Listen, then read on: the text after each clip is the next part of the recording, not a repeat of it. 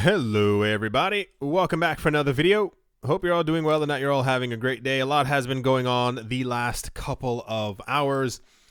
There's a lot going on. I'm going to read through some of it and I'm going to maybe give you an idea of what I think is actually going on. So let's first of all, let's jump right into it.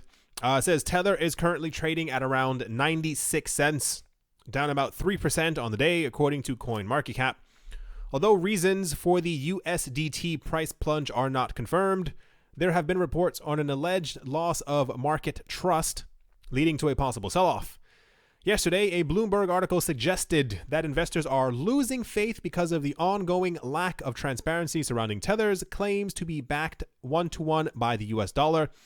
In the past, critics have accused Tether of operating a financial reserve and covering over it alleged reserve deficit and complicity with associated exchange Bitfinex, with rumors mounting when Tether allegedly dissolved its relationship with a three-party auditor this January. At the end of June, an unofficial audit of Tether confirmed that the stablecoin had the appropriate amount of dollar holdings as compared to its token issuance. As reported on the 8th of October, Bitfinex has also been prompted to officially respond to online rumors that claimed the exchange was insolvent and possibly facing banking issues. There's so much to go over, my goodness. The exchange rebuttal was partially prompted by reports that his banking partner, Puerto Rico's Noble Bank International, is now seeking a buyer and had lost Bitfinex and affiliated firm Tether as clients. In response, Bitfinex stated that all Noble-related allegations had no impact on its operations, survivability, or solvency. Several days later, Bitfinex temporarily suspended all wire fiat deposits for the euro, US dollar, Japanese yen, and pound sterling.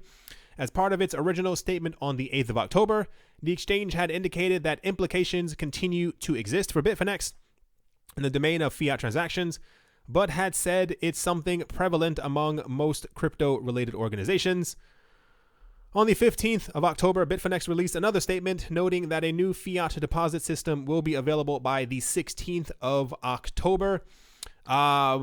Many things have, and I really don't even know where to officially begin. Tether has had a very long struggle in the cryptocurrency space, starting from even the very beginning around last year when I think there were even less than a billion Tether. In 2017, at some point, they continued printing more Tether. No one knew if there were actually any real Tether, or rather any US dollars that were actually backing the Tether that they had. They had multiple companies who tried to go there and audit to see if they actually had the US dollar reserves that backed up every single Tether. Two companies were told no. A third company got to go in, and they apparently came forward and said, no, all of this is definitely real. And this is around the same exact time. This is why I thought it was very interesting that the same exact news agencies, I'm not sure if it was Bloomberg, I think it was Fortune, one of the major names in finance, had an article that said months before that Tether wasn't probably real, that so-and-so it was used to pump the price of Bitcoin. And then when after this happened, that same news organization company came out and had an article, and they were talking it like they were almost like defending it, like hyper defending it, talking about no, Tether's definitely real, Tether's definitely so-and-so. We've had since the beginning of this year, if you haven't noticed, I make sure to mention the number every single time that we have a new one that's happening. We've had 23 new stablecoins who have tried to come out or talking about that they're going to be launching sometime this year, simply because there is a rumble happening, or has been happening for quite some time, where people have been saying that not only is Tether fake, that it was being printed by Bitfinex at will, and the Tether that was being printed by Bitfinex was then being used to buy up Bitcoin, and this is why Bitcoin's price was moving up. They said one of the only reasons why Bitcoin's price was moving up last year was because of all the Tether that was being printed, which is a major issue because we also had confirmation from many other sources at the beginning of this year, earlier this year, around anywhere from February to like May, somewhere around there, 3, 4, 5 different times, claiming that they had proof that not only did Tether not have the actual US dollar reserves, but every single time that Tether had been printed, that the price of Bitcoin had gone up substantially, simply because the idea was that as the cryptocurrency market increased in popularity, and more people would then need to be able to use the stable coins to swap their money out of should the market start going down, and therefore they have a stable place to put their money. people were saying that Bitfinex was actually using the Tether to actually buy up Bitcoin, i.e. one random day they were printing $45 million worth of Tether, and then that same exact day the Bitcoin price went up. Why did the Bitcoin price go up? Because they were buying the Bitcoin with the Tether. These are the allegations that we have against them. For a very long time, it's been about 7, 8, 9 months now, 10 months, maybe a bit more, where people have been coming forward and talking about that Tether is going to implode. The problem with all of this is, what is going to happen to the cryptocurrency markets if Tether isn't real? This leads us to two hyper insane scenarios. One is going to be if Tether is not real, and we have proper clarification that not only there was also another article, I don't have it on here. It has something to do with I think 300 million Tether disappeared from the actual counting number of Tether or something like that that's actually out there. So people were concerned that $300 million just happened to completely disappear. If Tether's not real, if the whole entire thing is fake, especially with this problem that we have right now where people are selling off their Tether, this two scenarios are going to be, if Tether's fake, that means that Bitcoin's price is fake. That means that the Bitcoin price of 20,000 that we had last year from the one, it was 900 in the beginning of 2017, 900 to 20,000 based off of fake pumps from billions of dollars that didn't really exist. That means this entire time that the entire cryptocurrency market has been faked. All the movements that we've had because of Bitcoin price going up and the rest of the market going up, if the entire cryptocurrency market is fake, the entire thing is going to implode, and it's going to be one of the most dramatic things that we've ever seen in our entire lives. On the other hand, I was reading in another article, they said what they think is going to happen in the other scenario is that people are either going to start selling off their Tether in droves, trying to get out of it as much as possible, and the $7 million or something like that that's actually in Tether right now, this is then going to shoot wildly into every other coin possible, whatever coin people have their most trust behind or what they believe in and stuff like that. These coins will then begin to skyrocket, and this is what is believed that actually ended up happening earlier this morning, is that people were selling off their Tether, and the coins that were shooting up the most were the coins that people had been wanting to buy, or when they sell off their Tether, this is typically what they bought, and this is why the market went up. We have a situation where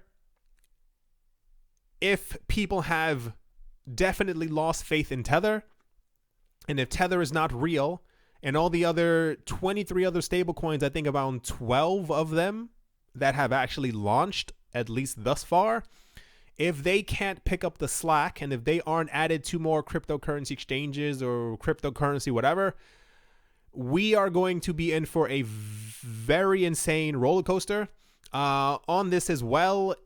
The crypto markets are destructively fragile, and part of me questions why they're so fragile, while things move so wildly based on other things.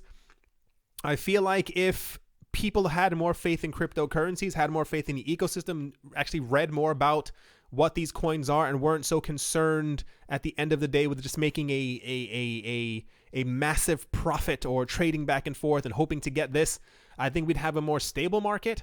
I think if people hadn't panic sold this entire year, I think we would also have a more stable market. I don't think as of now the other stable coins that have actually launched, not Pax coin, what is it? The Gemini dollar, the Circle one, all the other random ones that are out there, they haven't been added to enough cryptocurrency exchanges for them to actually make a difference. What is making a difference constantly every single day in the market is Tether. If Tether is not real, the market's going to lose its mind. I remember reporting on this 4 or 5 months ago, and people said I was spreading FUD. How dare I make a video about anything similar like that? Tether's definitely real. Why would they print Tether and only just to buy Bitcoin? That doesn't make any sense. Bitcoin is the number one coin because it's not being bought or sold. And I'm like, okay, whatever. I can only give as much information as what's actually out there. This is what's happening right now. On top of this as well, we had reports that someone posted online, because why not nowadays, that Binance was going to be delisting Tether And therefore, this also caused a major sell-off of Tether, because when Tether Ready was going down, someone posted that Binance had also then announced that they were also not going to be dealing in Tether anymore because Tether was completely fake. Everyone started panicking even more. I mean, it looks good on the actual cryptocurrency markets. Like, it's great to see everything going up in, green, but you can tell exactly when news comes out. This is when people were panicking about Tether. This is when the little decline right here is when we found out that this was actually fake news or not real, that Binance was also not delisting Tether. And now the market is, once again, I can see it happening. It's going to completely trend sideways because for some reason the market continually is going sideways nonstop. These are the days of our lives. These are, this is just kind of what crypto is. As of now, Tether's still floating around the 96 cents. I'm not sure there's any actual cure for any of this. There's 2.5 billion. I'm pretty sure it was like 2.7, 2.8 billion Tether a day or two ago. I have no idea exactly what's going to happen. It's very troubling that our markets are so shaky. I think if you throw a pumpkin hard enough at the cryptocurrency market, I think the entire thing would go back down to zero. As of now, the way that it stands, Binance is not delisting Tether. I assume people are scouring the internet trying to figure out more information, possibly even messaging Bitfinex and also the people, possibly also Bitfinex, who are making Tether or printing Tether, trying to see what they actually have to say about this, as well as the entire insolvency news when it comes to Bitfinex and them not actually having the money, or the banking partner that they had is no longer with them. I told you guys before, I think there are a lot of things that people aren't paying attention to. I think a lot of people don't want to pay attention to them. There are a couple of things that are going to be happening within the next couple of months that I think are going to have like major impacts on the cryptocurrency market price, and also more specifically on Bitcoin's price. If, like I said, if Tether's not real, Bitcoin is in for some pretty bad days. And also, as well as this, we have a lot of stuff with the entire Mt. Gox thing as well, like where all these people are going to be getting back their coins sometime next year. I think it could, it looks like growing pains. It looks like this is just how the market kind of is. But I wonder how, I feel like if cryptocurrency exchanges can add new stablecoins, like this is now the time to do it. Like they need to do it as quick as possible and let other people know that there are other options besides Tether, because we've seen a bit of reluctance. I don't know if you've seen it. I've seen it the last couple of weeks when people have been announcing that they have a new stablecoin coming out. I think it was like Binance and maybe one other place that announced that they were listing like two of them. The Gemini exchange was, I think, added to another exchange, but is like an exchange that no one had ever heard of. I don't understand the reluctance or the slowness in adding these new things. Like I get if a new stablecoin project might not be as trusted or something like that. We would not be having all of these fluctuations if Bitcoin was not the only coin that was constantly attached to every single coin on every single cryptocurrency exchange. We would have a more of an even spread when it comes to all of this. I guess I'm going to move on from the entire Tether debacle. There's always so much to talk about with Tether. A lot of people, even watching right now, I can feel people rolling their eyes or sucking their teeth. You might not think that this is important, or you might not think that you might think all of this is just, people spreading fear or trying to get the crypto markets to go down. Tether has had a lot of negative news around it for a very long time. People don't pay attention to it because it's not convenient for them. Nobody wants to hear anything negative about the cryptocurrency space. I get it. I'm also in the cryptocurrency space. But this is why I always say you have to try and remain vigilant to a certain degree to understand what you have your money in or exactly what's happening in the cryptocurrency space. I'm going to assume, based on this time frame, the October 8th, the October 15th, everything that happened the last 2-3 months when it comes to Tether and Bitfinex, within the next, I want to say 2 to 4 weeks, I'm going to assume that we're going to get some type of news about Bitfinex and or maybe just Tether that the market is not going to like. And that is going to be yet another reason why Bitcoin should not be pegged to every other coin and that every other coin has to exclusively flow through Bitcoin, because as big as Bitcoin is, if, billions of dollars were printed to just buy up a massive amount of Bitcoin, if Bitcoin falls, we all fall, and that is not how the cryptocurrency market should be. Alrighty, let's move on from this. Next up, Ripple is in the news. This was actually incredibly interesting, and it goes back to what I've been saying for months. Kudos, and I mean a real big thumbs up to everyone who's actually paying attention, because this is aligned with everything that I've been saying the last couple of months.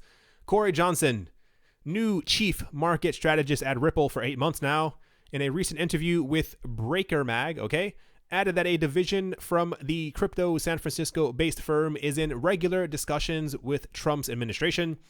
Asked about the administration's reach on Ripple products and crypto in general, he said, "There's clearly a lot of homework going on. The White House in particular seems to be thinking about what it means to have 80% of Bitcoin mining taking place in China and a majority of Ether mining taking place in China.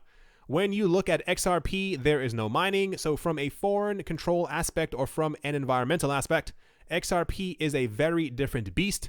And the conversations we've had with administration, they seem to get that and think that might matter," end quote. On top of that as well, I like the actual overshadowing of the Bitcoin thing in comparison to the entire thing for Ethereum as well. That was actually headlined for a couple of weeks about how Ethereum was quote unquote more centralized than Bitcoin. That took the spotlight, and then everyone jumped over because Bitcoin is Bitcoin, and everyone is more concerned about the 80% taking place in China.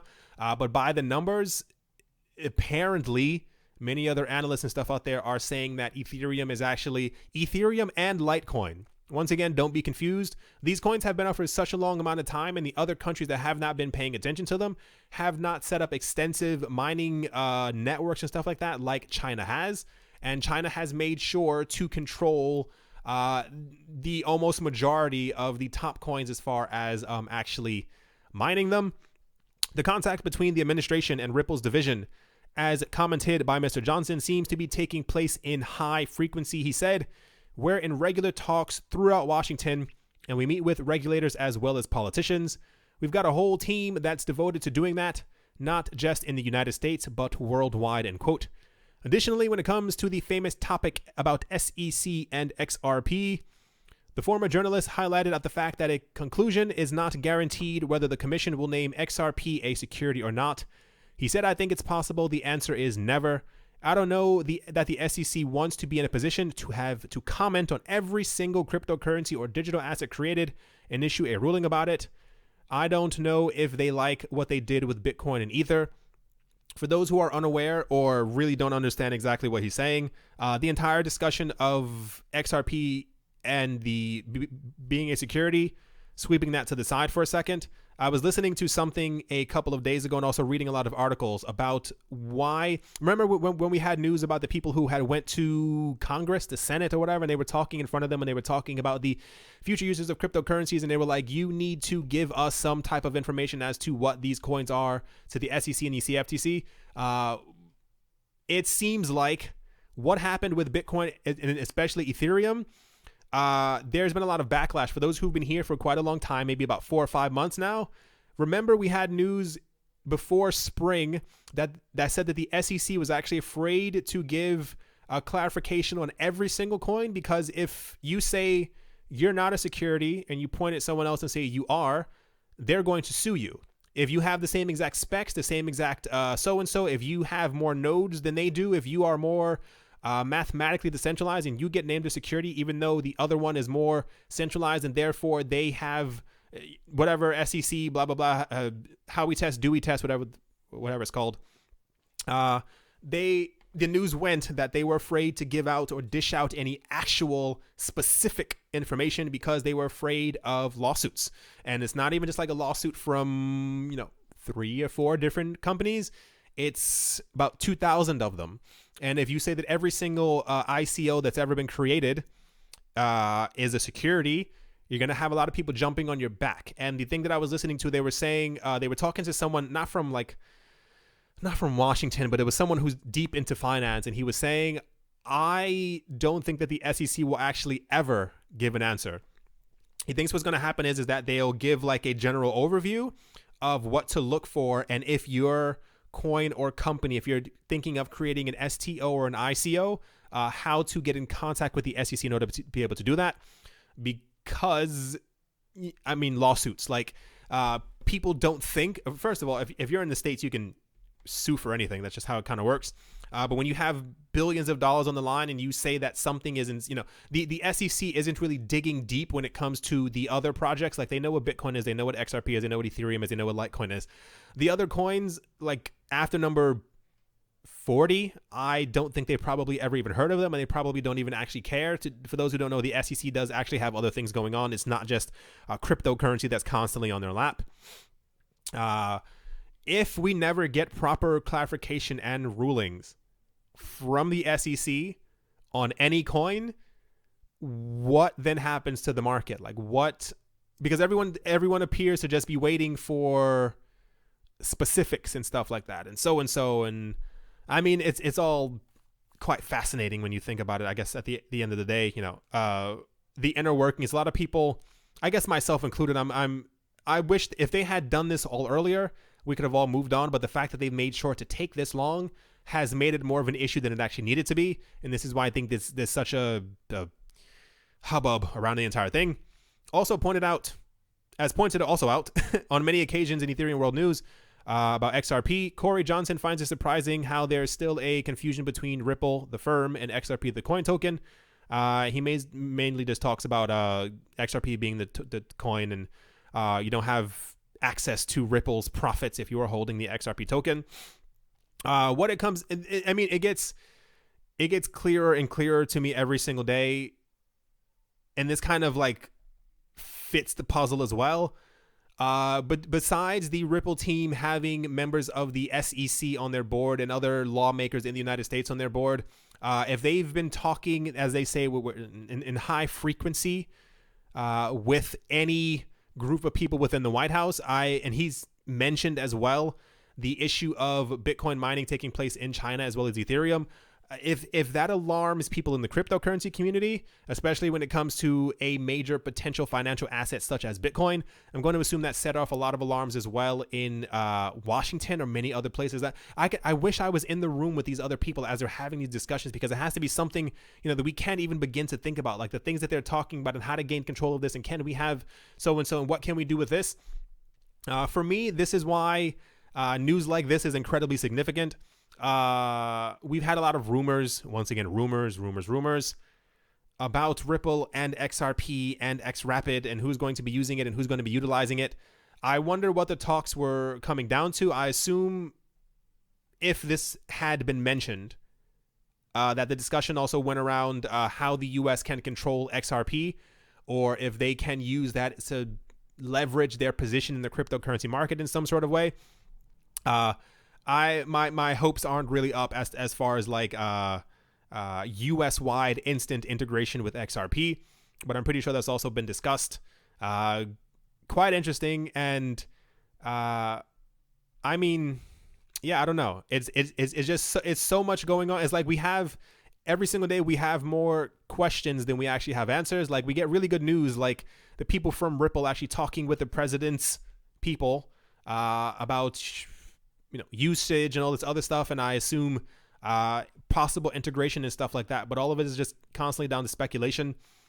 Nice that not even the market, that the cryptocurrency space is moving forward. But I, much like all of you, I'm desperate for actual answers and seeing where this is all headed, because that's wonderful. That's great that they're sitting in the room and they're talking with them about it.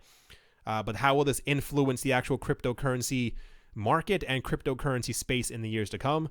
Are people in Washington actually like looking to integrate cryptocurrencies? Are they looking for a way to make sure that they're a worldwide leader or a blockchain leader or cryptocurrency leader? No one knows. I guess we'll hopefully find out in 2019. Alrighty, let's move on from this.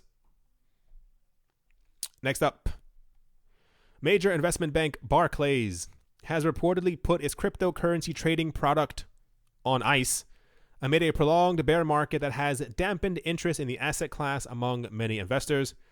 According to a financial news report, the London-based financial institution shelved the project in September, leading to the departure of Chris Tyler, the bank's former head of energy trading, who had been in charge of the digital assets project.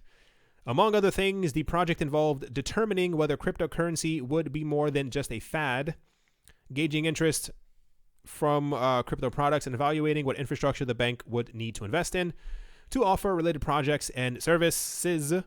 As recently as August, Tyler's LinkedIn profile has stated that he had been hired to produce a business plan for integrating a digital assets trading desk into Barclays' marketing business. However, a Barclays spokesperson disputed that the bank was opening a cryptocurrency trading desk, and Tyler's profile was later scrubbed of that statement. I wonder why.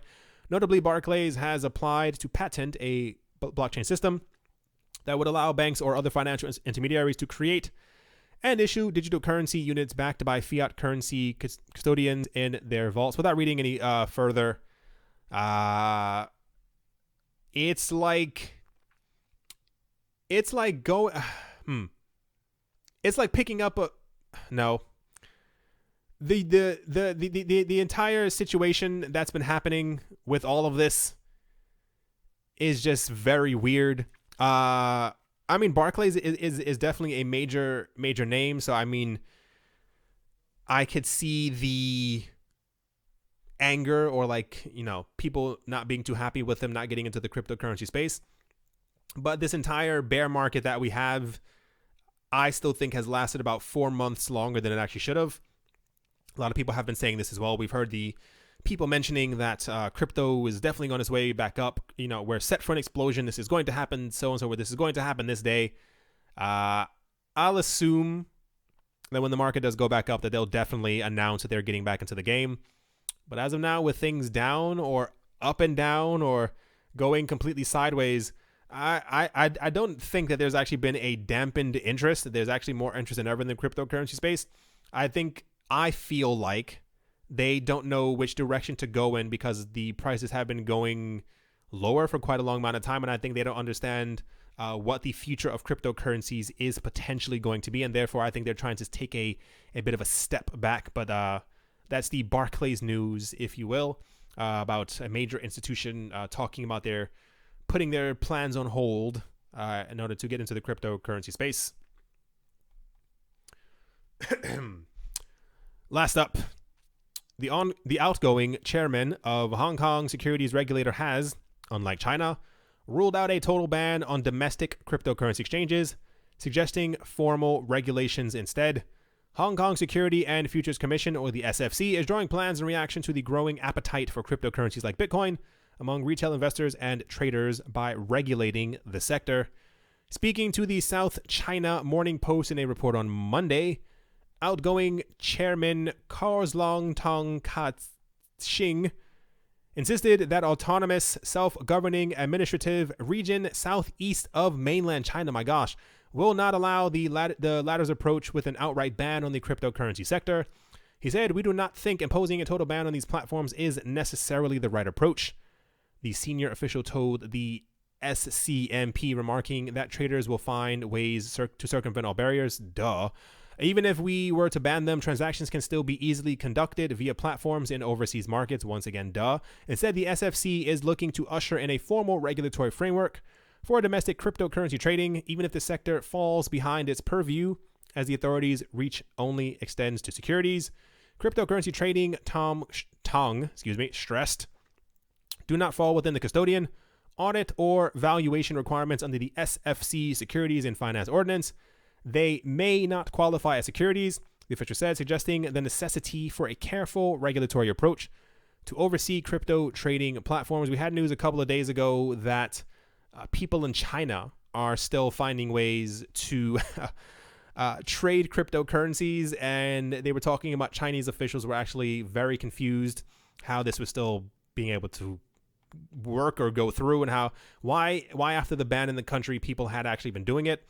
I'm glad that Hong Kong is a bit smarter when it comes to all of this. I'm glad that they have no plans of banning it. Regulate ICOs as you see fit. I mean, they're going to be replaced by something else anyway. It'll be STOs, and it'll be the exact same thing as we've had right now.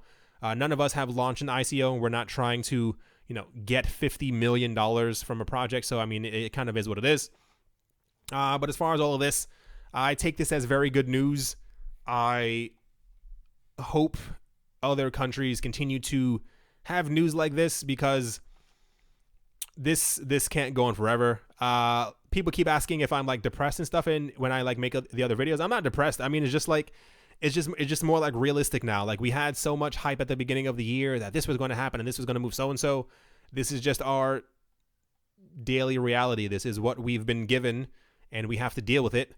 And they were also like, someone was talking about the crypto market potentially moving in November because the SEC is reviewing the 9 other Bitcoin ETFs that had been rejected. This was posted like a day or two ago. Someone else had written an article about it, and I was like, don't hold your breath. When the market moves, it moves. On the darker side of this, if I gave it 2 to 4 weeks, and we should get some like proper concrete information. The term like if there's smoke, there's fire. Something is definitely going on around all of this, and I hope that if Tether tanks, that the entire market is not dragged down with it, because think of the backlash that Bitcoin would have if it destroys the entire market. Like, this means that all these prices that we have right now in every other coin, that they're completely faked because Bitcoin then has the power to completely usurp them. How weird would it be if we also end up if Tether tanks and we end up having a $2,000 to $3,000 Bitcoin, like was ominously predicted at the beginning of the year? I would call it shenanigans, but it kind of is what it is. All right, everyone, that's definitely going to do it for this video. I know it seems a little dreary, but like I said, this is the market that we're in. Hope you all enjoyed. Hope you all are having a great day, morning, afternoon, and or evening, wherever you are, wherever you might be. Thank you once again for watching and or listening, and I'll talk to you all soon. See you.